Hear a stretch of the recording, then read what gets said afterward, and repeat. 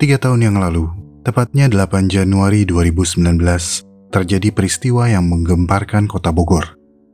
Seorang gadis pelajar berusia 17 tahun ditemukan terkapar dengan luka tusukan badik di dada kirinya, di gang belakang Masjid Raya Kota Bogor. Warga yang menemukan gadis tersebut segera menghubungi pihak berwajib. Ambulans pun segera didatangkan.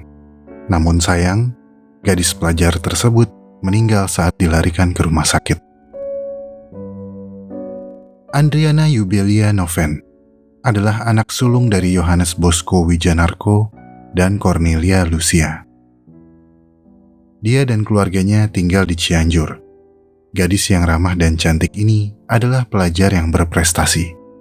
Selalu mendapat ranking 3 besar, bahkan pernah menjadi ketua OSIS sewaktu SMP.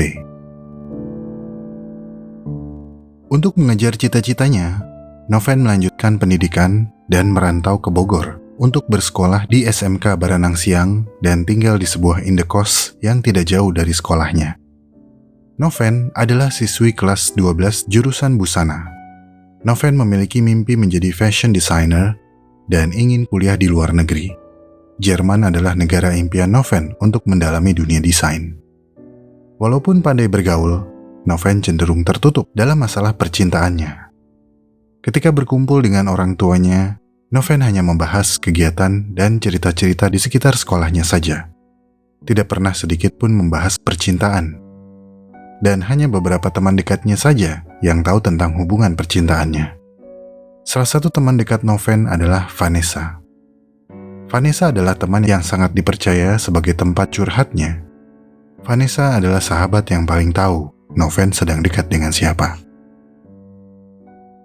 Pada tanggal 8 Januari 2019, seperti pagi biasanya, Noven berangkat ke sekolah. Ia sempat bercerita ke salah satu temannya kalau pagi itu ia sedang kurang enak badan. Walaupun demikian, Noven tetap mengikuti pelajaran. Biasanya, setiap hari Noven berangkat sekolah bersama Vanessa. Tapi pagi itu, Vanessa bangun kesiangan. Jadi, mereka tidak berangkat bareng pagi itu. Dalam perjalanan ke sekolah, Vanessa melihat seorang laki-laki duduk di tempat kejadian perkara. Namun karena sedang terburu-buru, Vanessa tidak melihat jelas wajah laki-laki tersebut. Sekolah pun berjalan seperti biasa. Tidak ada peristiwa yang luar biasa, dan pelajaran berakhir seperti biasa. Hingga tiba-tiba terdengar teriakan warga yang menemukan Noven terkapar di belakang gang, bersimbah darah dengan badik yang masih menancap di dada kirinya.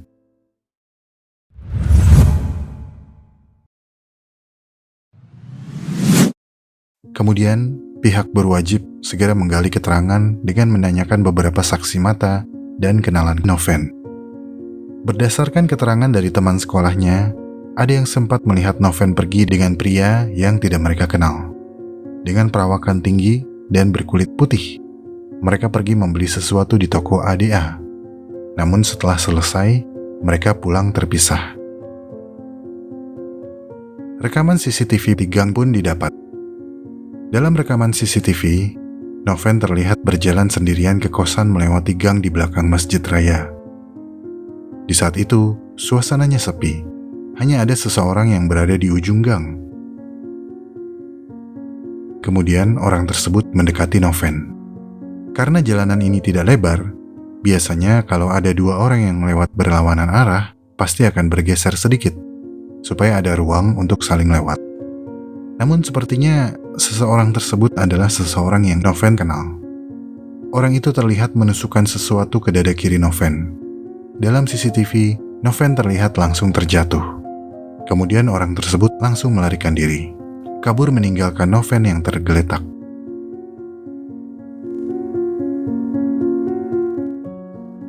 Tak lama kemudian, warga sekitar ada yang melihat Noven dan segera menghubungi polisi. Saat di TKP, Noven diketahui masih bernafas hingga dimasukkan ke dalam ambulans dan segera dilarikan ke rumah sakit BMC. Namun dalam perjalanan ke sana, Noven menghembuskan nafas terakhirnya dan meninggal dengan luka sedalam 22 cm di dada kirinya.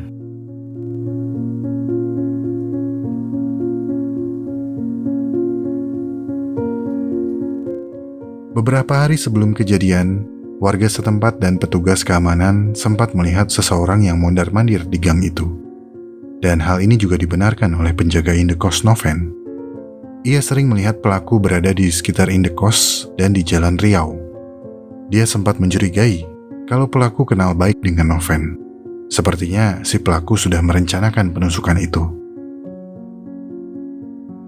Noven dikenal sebagai anak yang ramah dan tidak memiliki musuh, sehingga banyak pihak yang menduga kalau pelaku adalah orang yang dikenal Noven dan sakit hati. Karena kalaupun jika kejadian itu adalah perampasan dengan kekerasan, tidak ada benda berharga yang diambil oleh pelaku. Berdasarkan hipotesis tersebut, polisi mencari orang yang sedang dekat dan pernah dekat dengan Noven. Dari jejak digital di dunia maya, polisi menemukan mantan pacar Noven, yaitu S, yang kemudian diinterogasi sebagai saksi. Banyak orang yang mengaitkan S sebagai orang yang bertanggung jawab, namun alibinya sangat kuat. Saat kejadian, S sedang berada di Bandung, dan dari ciri tubuhnya, S lebih berisi dibandingkan dengan pria yang ada di CCTV. S pun mengakui kalau mereka sempat berpacaran, namun hubungan tersebut sudah lama berakhir.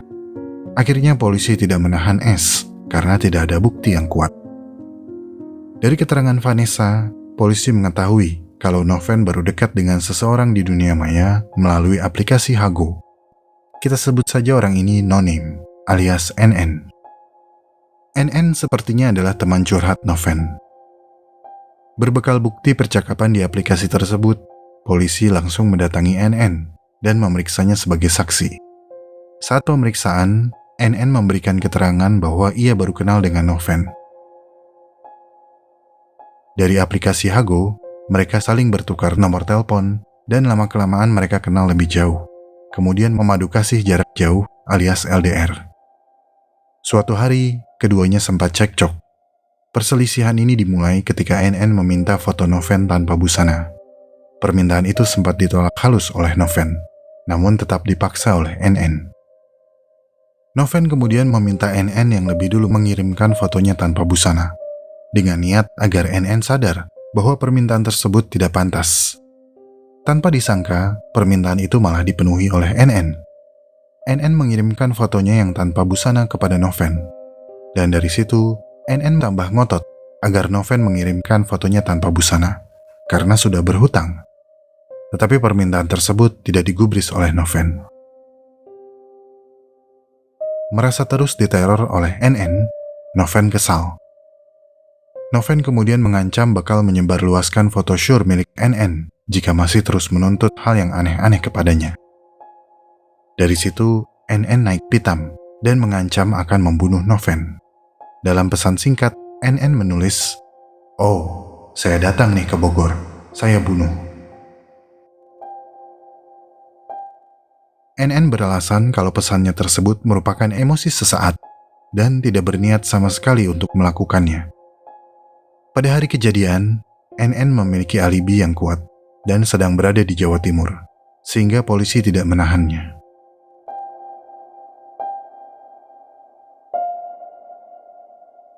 Pada waktu yang terpisah, Vanessa juga memberitahu polisi bahwa pria dalam CCTV tersebut mirip dengan seseorang yang ia kenal, yaitu HN.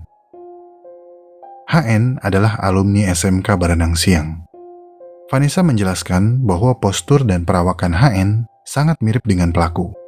Hal ini diperkuat oleh kabar kalau HN sempat mendekati Noven, namun cintanya bertepuk sebelah tangan karena Noven menolak cintanya dan ingin fokus sekolah saja.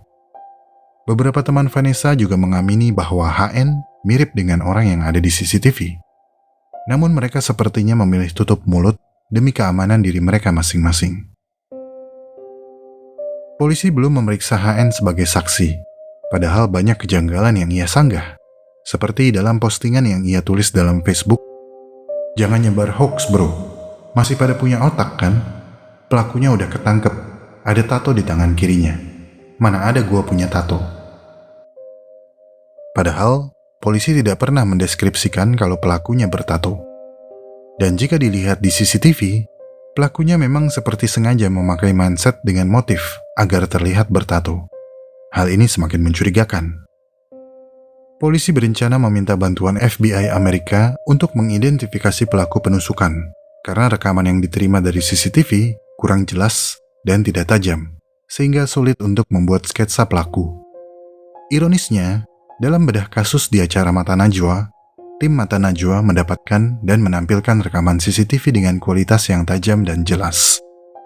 Seharusnya dari rekaman tersebut akan menjadi lebih mudah untuk membuat sketsa pelakunya.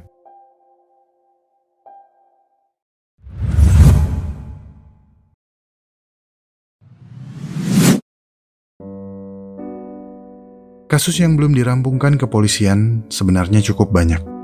Misalnya, kasus kematian Aksena Ahad Dori yang tewas mengambang di Danau Kenanga, Universitas Indonesia Depok, Jawa Barat pada 26 Maret 2015. Kemudian kasus kematian mahasiswi Universitas Esa Unggul, Tri Aryani Puspo Arum alias Arum, di kamar indekosnya di Jalan Haji Asmat Ujung, Perumahan Kebon Jeruk Baru, Jakarta Barat pada tanggal 9 Januari 2017. Dan beberapa kasus lain yang dinilai bermuatan politis. Kasus-kasus yang mandek tersebut menyisakan pertanyaan. Apakah ada intervensi atau kepentingan lain sehingga penanganan kasusnya berlarut-larut? Bagaimana menurut teman-teman? Apakah kasus Noven juga akan diam di tempat? 3 tahun sudah berlalu, namun belum juga ada kata tamat. Terima kasih telah mendengarkan dan sampai bertemu di kisah selanjutnya.